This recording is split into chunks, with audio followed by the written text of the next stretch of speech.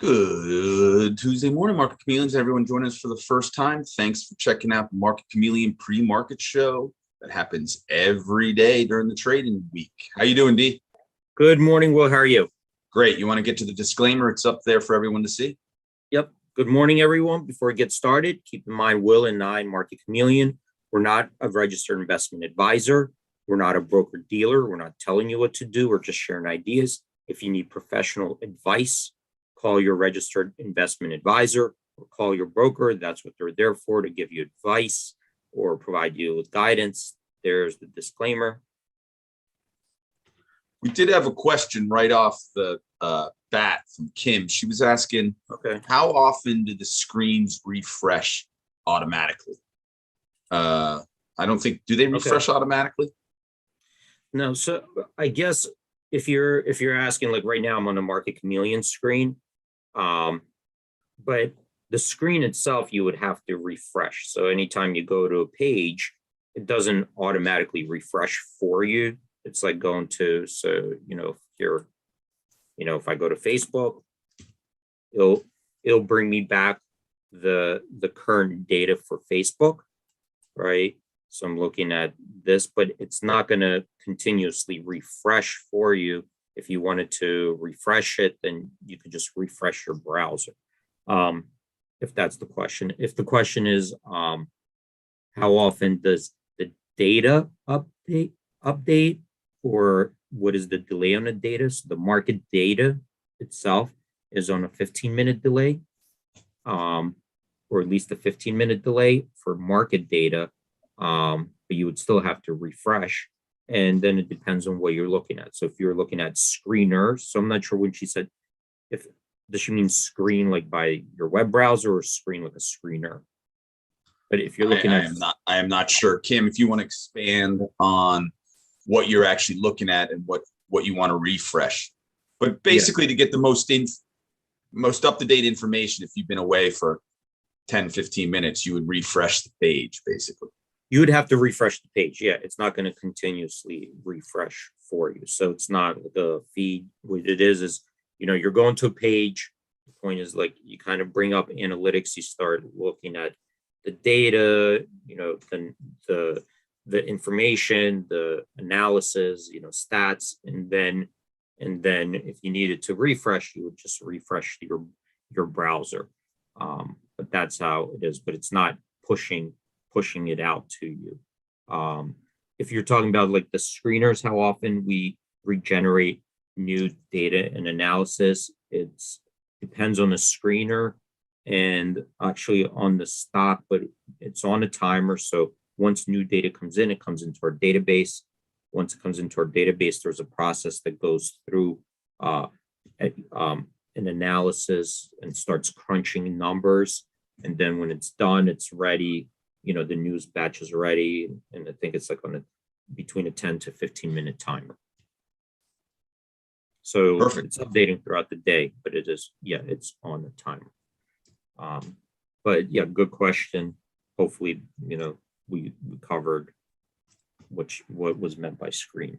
And if you guys have any other questions, or you're new to Market Chameleon, just put those questions in that live chat. Will's monitoring them. He'll read it back to me, and we'll try to answer the questions coming in through the live chat. If you want to come on the show and ask your question directly and live, we also put out a link to Zoom. If you click on that link, it takes you over to Zoom. Once you get to Zoom, click on raise your hand.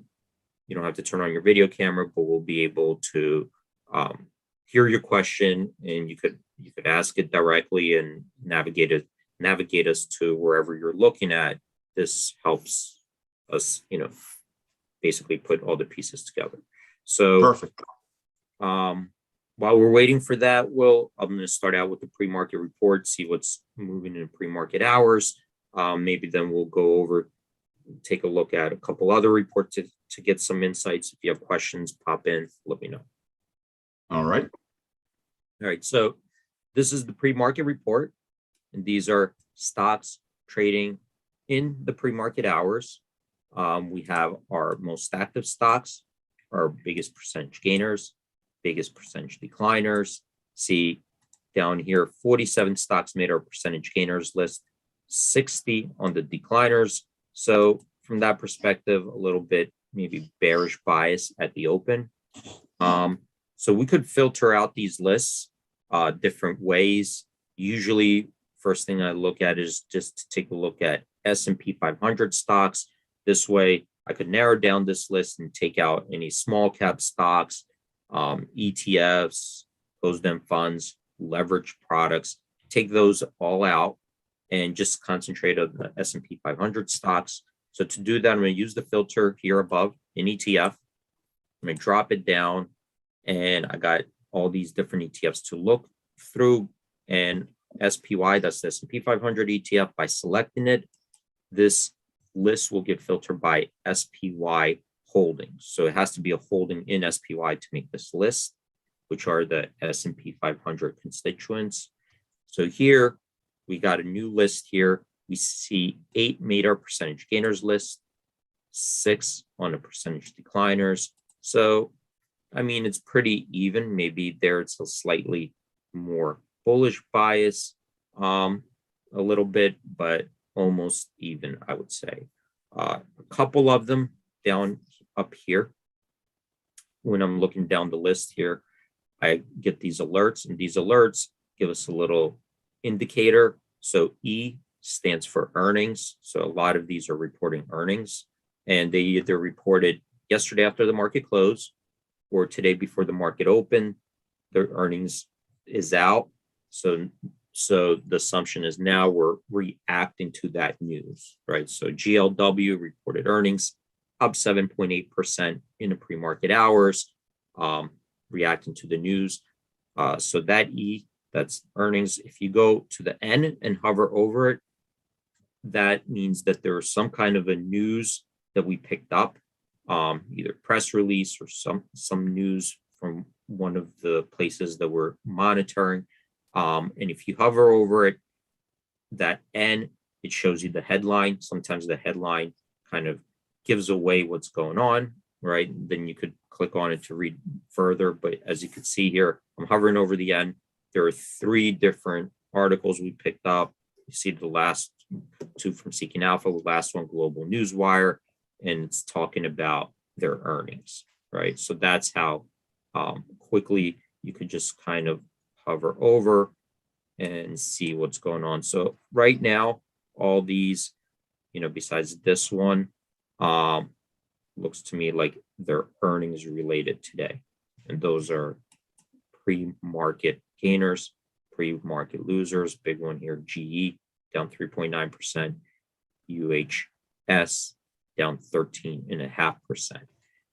If we click another thing, if we just want to look at earnings, if we want to just look at stocks that had earnings, we could use these filters here. So I could click has earnings, and now I only see stocks that fit these 2 criteria. One, I have SPY, which is S&P 500 stocks.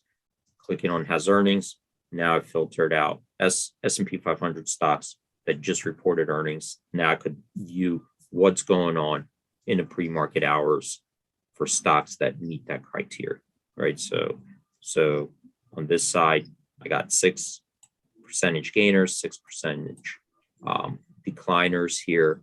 There are other ones, looks like there are a total of 20 of them, but they're either, they didn't make our list because for that particular stock, it's just not trading enough volume, or it's not a big enough change yet to make this list. If you wanted to make just a little bit further analysis from here, right from here, like GLW, if we click on it, what it will do is bring up a screen of what's going on in the pre-market hours. So these are more details on GLW. And I have these tabs up here, down here to look through. But here I see this is where close, 34.42. Pre-market, it's trading $36.88. That's up 7.2% from the previous day's close. right? I got the 52-week range here. These are the pre-market stats. So here I see pre-market, the VWAP, volume weighted average price, $37.04. So right now we're a little bit below that pre-market VWAP. The range in a pre-market traded as low as 34.30, as high as 37.62. 114,000 shares traded in pre-market hours. And you can see here 751 million shares float in GLW. Okay. Down here, this is the pre-market chart. So you can see it's a little bit choppy here, not a lot's trading, but it looks like right after the report, pop had a big pop here. It's kind of hovering over, and these are the volume bars. If you wanted to get a table, like some people like charts, some people like to see tables of the data, I'm going to come down here. This is a minute by minute summary of what traded that minute. Okay, so 8:56 a.m. There are two trades in GLW. The total volume, 894 shares. The volume weighted average price of those trades, $36.88. That's up 14 cents from the previous VWAP, right? 36.74. The high and low, so it looks like high, low, 36.88. So all of them traded right here. The bid and offer coming out at the end of the minute, 36.60 bid, 36.98 offer. So you could see the spread. So pre-market, things are wider, less liquid. You see this traded somewhere in between the bid and offer coming out. And this, you could kind of go down and you see where the big ones were, right? 37.25, 37.19, and then kind of came down. But that's the pre-market activity minute by minute. So you get a summary, and you could sort these. Down here, latest news. This is just taking any of the headlines that we're capturing and putting it here so you get an idea. We already know this is earnings, but you could read them, click on it to go read the news stories. Okay. But that's down here. So here's global. So any press releases will be on our website. The other ones will link out to wherever, but if you click on it, you could go read the press release, and these are their earnings. Okay. Since we do know they reported earnings today, we also up around here gave you a little bit more of information to get a historical perspective. So GLW, let's see how it tended to behave around earnings. And this is how it behaved prior to earnings, day of earnings, and following earnings.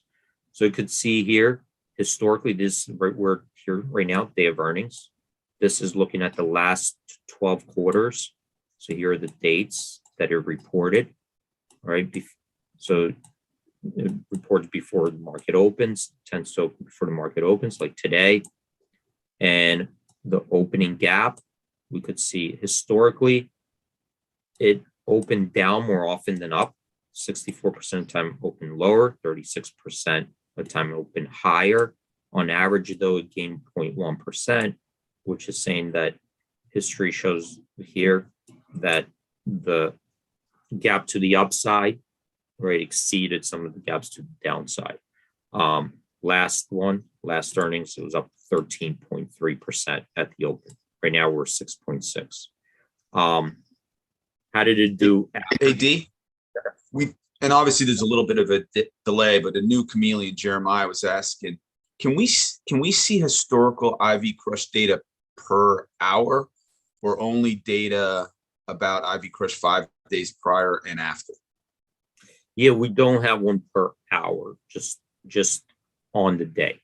right? So it'll be, day to day. So it doesn't, we don't have one per hour. But you can see if the IV's moving every 15 minutes if you go to the options chain, if you really wanted to look in depth. Yeah. When I'm thinking historical, I'm not thinking on the day. On the day you can, yes, but I was the way the question was asked, I was thinking on average, what's the first hour implied volatility move?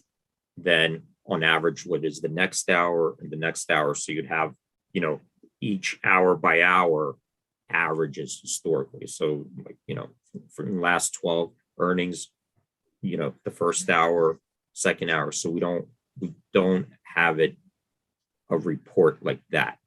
Today, you'll be able to see the implied volatility move on a day. So it'll look like, if I just go to Facebook, here's Facebook's chart yesterday. So you can see how it moved. So you'll be able to see that today. But not hour by hour for historicals. Okay.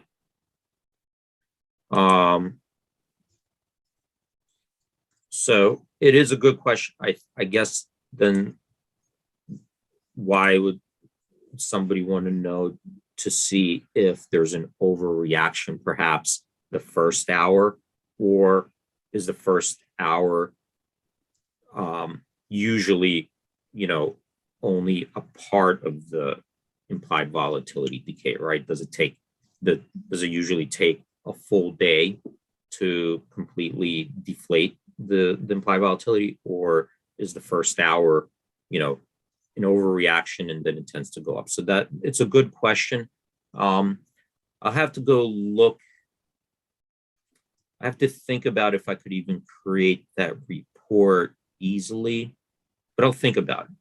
I'm going to think about if I can create that report and add it.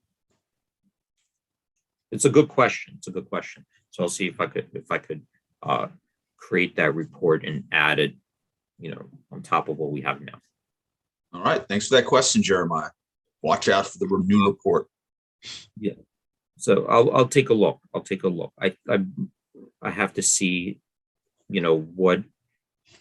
what we have in the database, what we have archived, and if I have to rerun, those days.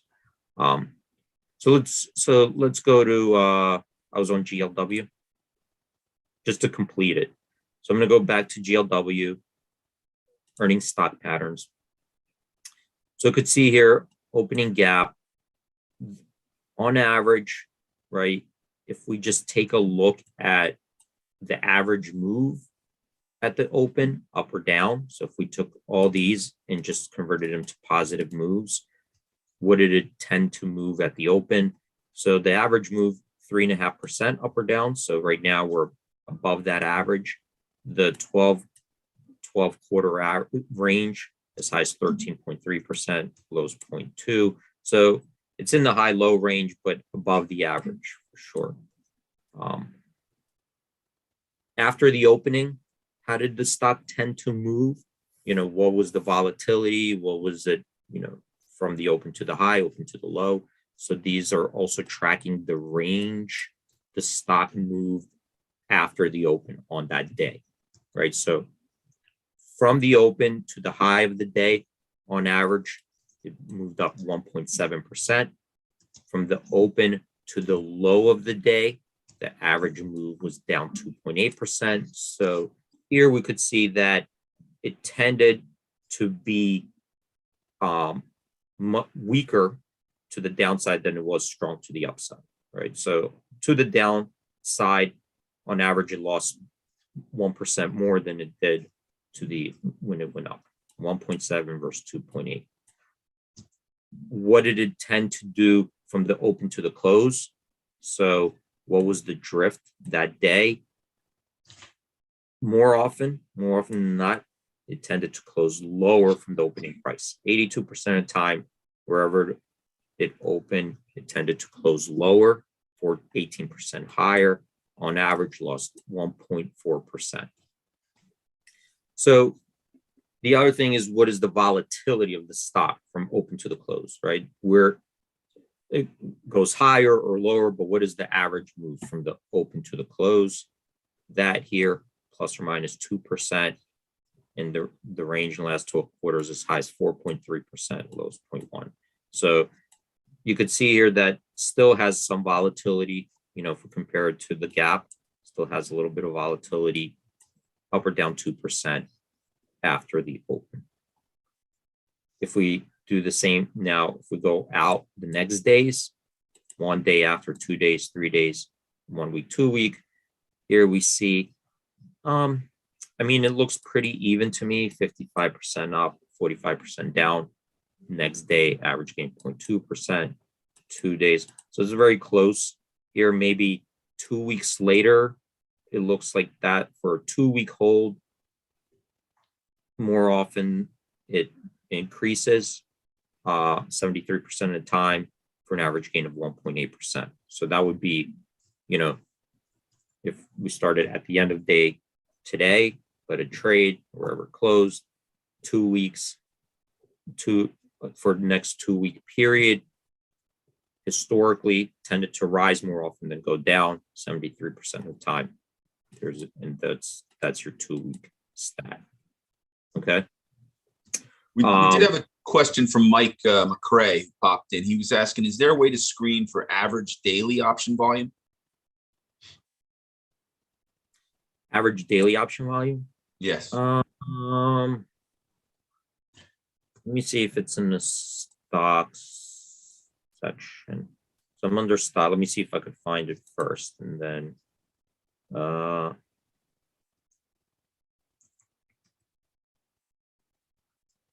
you could do a relative average. So you could, over here, I'm seeing there is volume here, and then relative volume.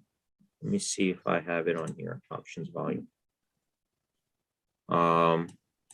So here under options volume, there are 2 ways you could view this screen. It's defaulted to average daily notional value. So it's taking how much in dollar terms on options are traded, or we could do the contract size. So if we do the contract size, this is the average daily volume, right? So it's using 90 days. So here, this is actual amount of contracts. So SPY 6.4 here. Let's do this. I'll show you why. So SPY, you could see on a daily basis, it trades the most, 6.4 million contracts per day, right? Versus QQQ 2.4 million, Apple 1.4. But if we took that and converted it to notional value,